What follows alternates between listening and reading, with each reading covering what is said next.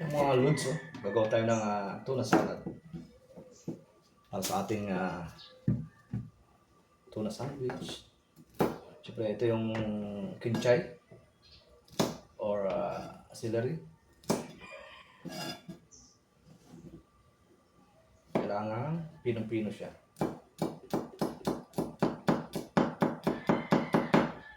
Medyo matagal yung kuha.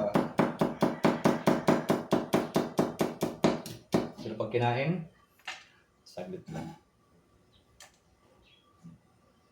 Dapat hiwain natin siya kasi matigas.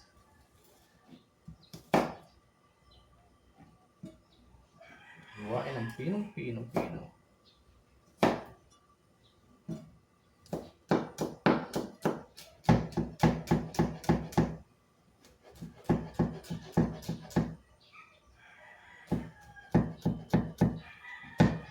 Tapos yung ano pala ito, yung shrubs. Yung buto ba? Yung may ugat. Tatanim ko yun mamaya. Ako si tanim.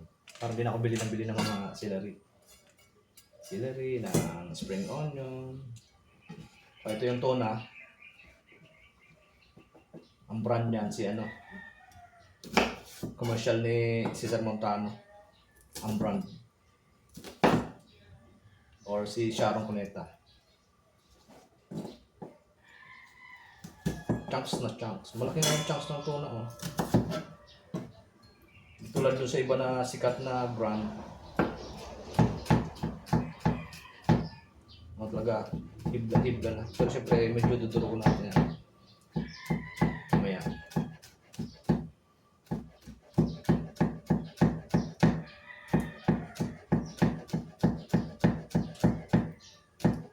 Tagal lang naman sa mga ano to, yung processing. Yung pag-prep ba? Pero pag papalaban mo na sa gitna.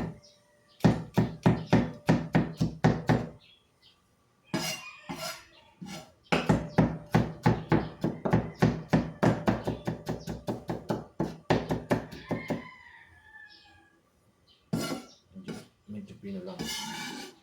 Siyempre, bago tayo gumawa nito, siyempre, hugas tayong kamay. Courtesy na Safeguard. Wala akong sponsor ng Safeguard dito, ah. Safeguard, baka naman. Mag-sponsor pa kayo. Naghanap ako ka ng ito. Celery kanina, hindi nila alam. Sabi ko, celery, wala. Sabi ko, kinchay, meron. Ayun, binigay celery. O baka din na lang ilang alam yung tawag. Kinchay tsaka celery, iisa lang. How they know? Wala daw, celery.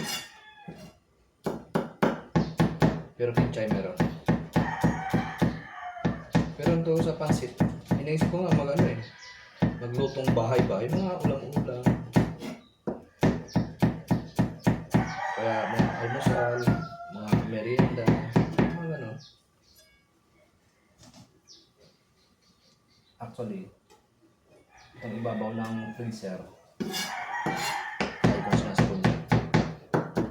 Bawat prep, bawat order, kailangan sabunin ang ibabaw niya. Kasi kung ano naman pinapatong dyan, may plastic, may tulad dito, may chopping board.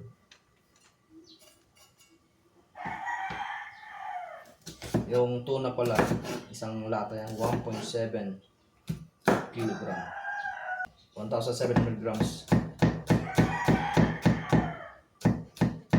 Timbang natin kung ilan yung eksaktong timbang na.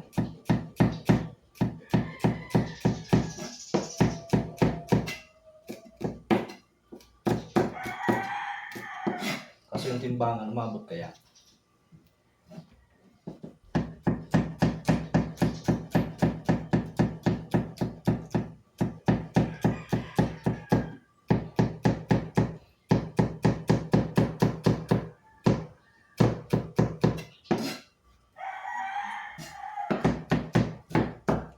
Mas malaki yung paninda ko kasi nga mahal yung mga ingredients. Tulad ng mantika, ng turmeric, mga fried chicken, mga alo.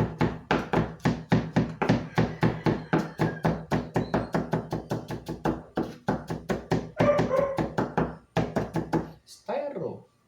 Yung deep. Yung iba mura kasi nga wala silang deep. Parang basta-basta lang yung pagluto ba.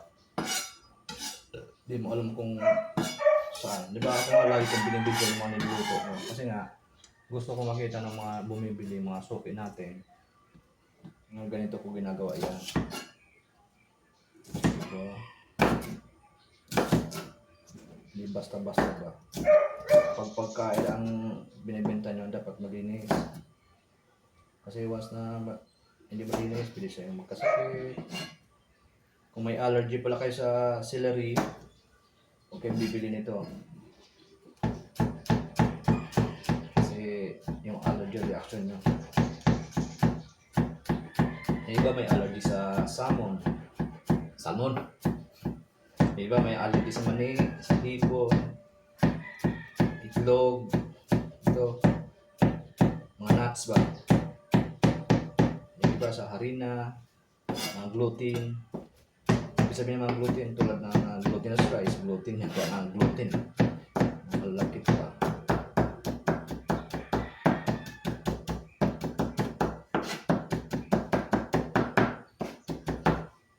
Tipong patagal yung pagpa-process. Hindi ako nag-gloves kasi nga, di ba? Hugas naman, courtesy na. Safeguard. Hindi ka sponsor.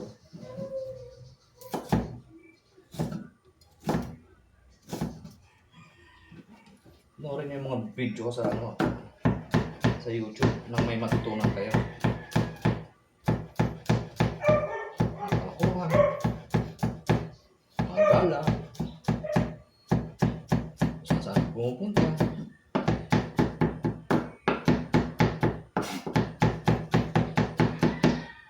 Liligo ko na lang, hindi ko binibidyoan.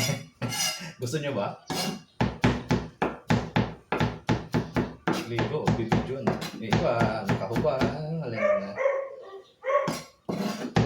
Magbibidyo kayo sa sarili nyo, dapat yung maayos naman. Iba, mga prank ba? Mga pranks.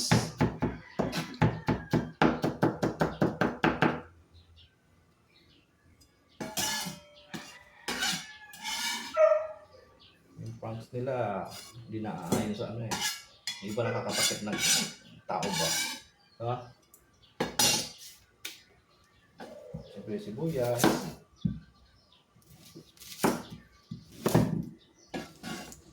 Dapat pino din.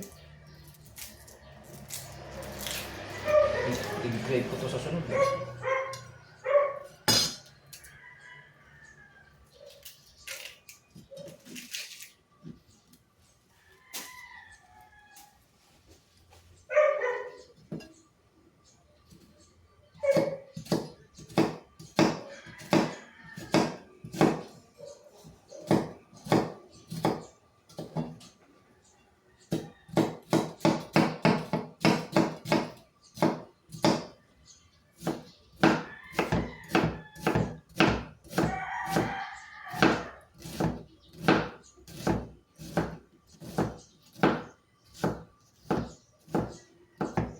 Yung iba ayaw ng gulay.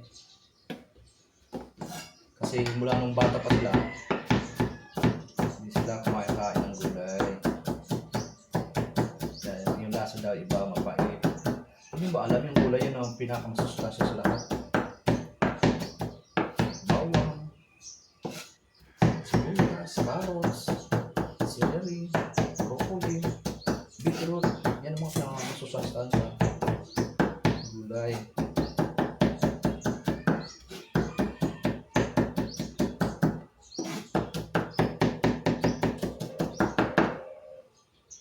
Tapos yung pang ayaw yung kainin. Diba?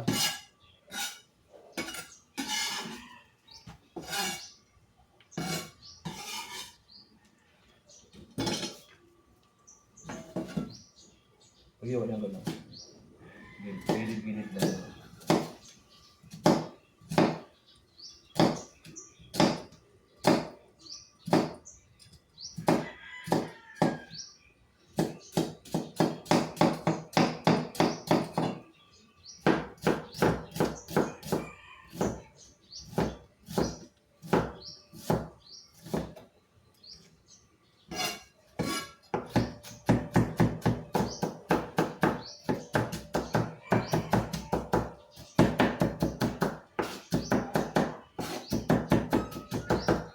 iba lumuluha sa sibuyas. Ako din, siyempre.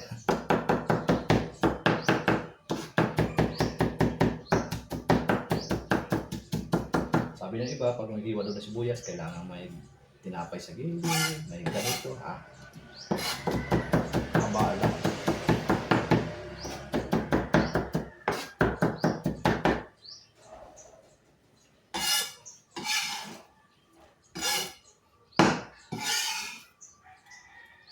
Ayan, tapos ha? Ang sibuyas. Asin. May marami naman yan.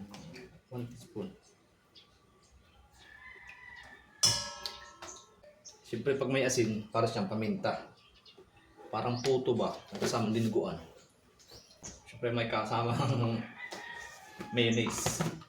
Siyempre magic yan, magic. Yung affordable na mayonnaise.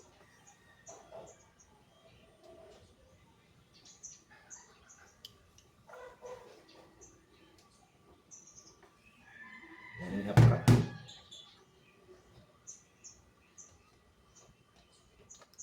Tapos mustard, yellow mustard. Heinz, baka naman.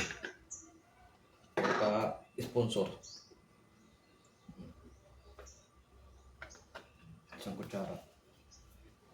Siyempre haluin na natin.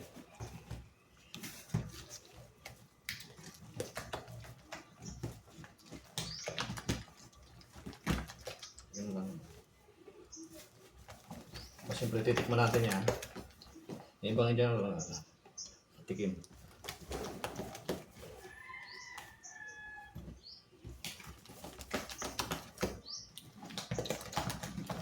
Maganda yung consistency ng mayo na nabili ko na yun. Chef Magic. Diba? Tapos titikman natin. Masin gawin natin 2 teaspoon. Paminta konti pa. Haluin na natin.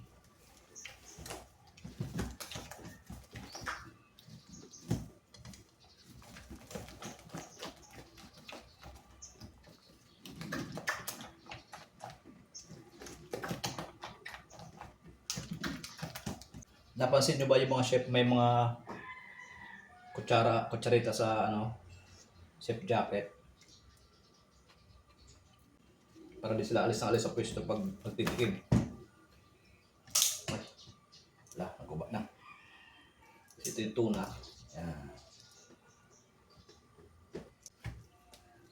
Haluin lang natin. May tuna salad na tayo. Para napadami yung bili ko. Dapat pala 100 grams lang muna.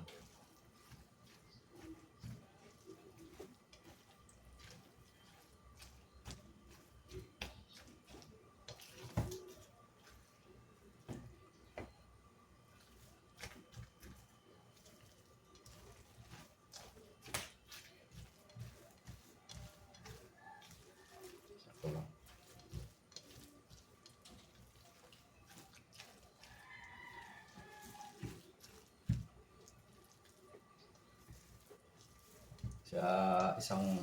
Sa 1.7 na tan tuna, kaya mo ng mayo na 1.5, celery, sibuyas, asin, paminta. Yun lang naman ang ingredients, or mustard.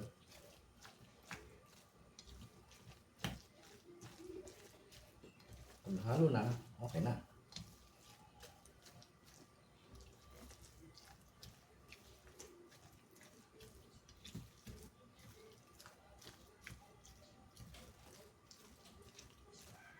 Tapos pag sinerve, tinapay, sliced cheese.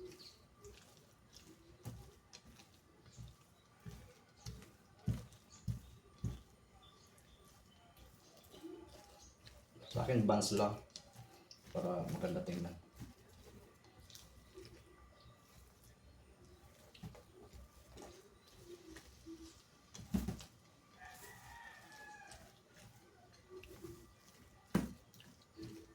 Wala siya.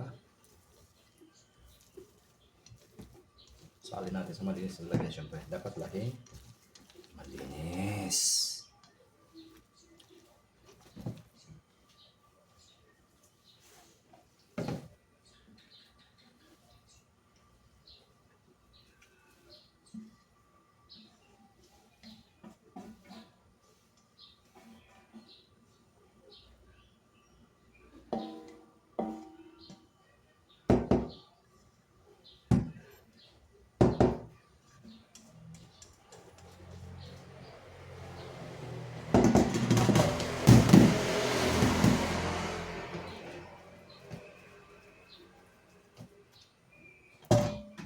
pan.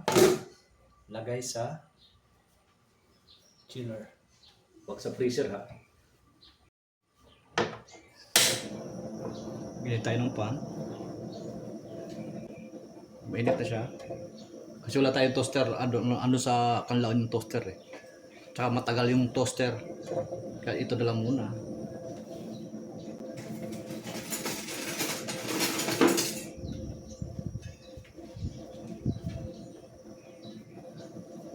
Umusok na ako na yan. Lagyan natin yung cheese.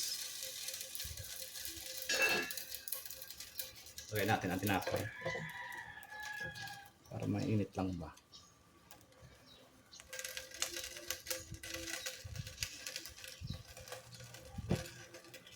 O kaya medyo burn. Burn! Siyempre didiin natin ng konti.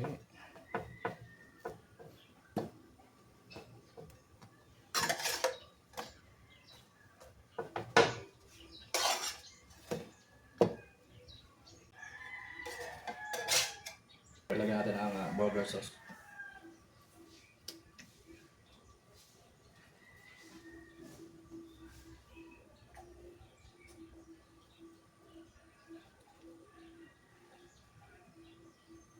Itong cheese na madikit.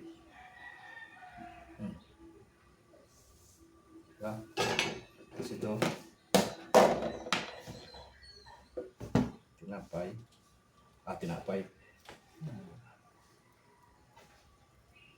Spread lang natin. Dalawang kutsara. Okay na. Tapos, kalob. Patong ba o? Yan ang ating tuna sandwich. Then, lagay sa styro. Close. Siyempre, iti-tape natin yan. Para pag nag-deliver, di siya na okay.